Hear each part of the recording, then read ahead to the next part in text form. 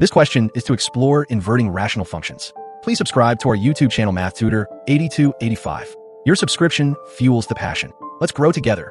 Thank you so much. Determine whether the function f of x equals the fraction with numerator 2x plus 3 and denominator x minus 1, with the restriction that x is not equal to 1, has an inverse function.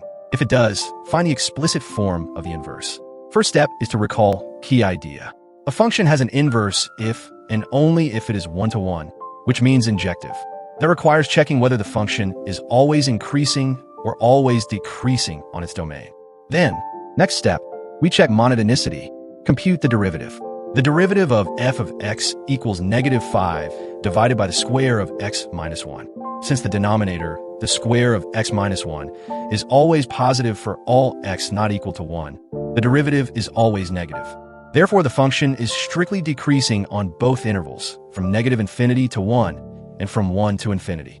Next step, conclude existence of inverse.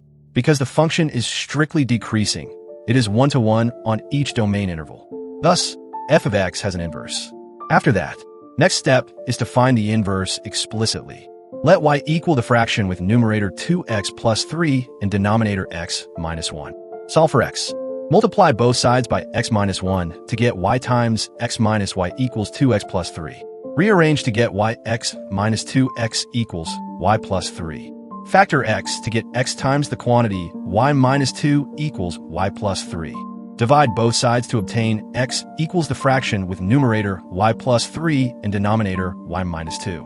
So the inverse function is f inverse of x equals the fraction with numerator x plus 3 and denominator x minus 2, with the restriction that x is not equal to 2. Next step, we note common mistake.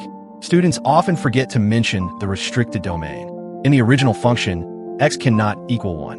In the inverse function, x cannot equal 2. Final answer. The function f of x is invertible. Its inverse is f inverse of x equals the fraction with numerator x plus 3 and denominator x minus 2, where x is not equal to 2. Always check the derivative first to see if a function is strictly increasing or decreasing before trying to find its inverse. That's it for this question solving. This video is based on our math tutoring blog and class recordings. Hope you enjoyed it.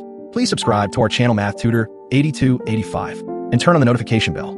Press the like button. Your subscription fuels the passion. Let's grow together. Thank you so much.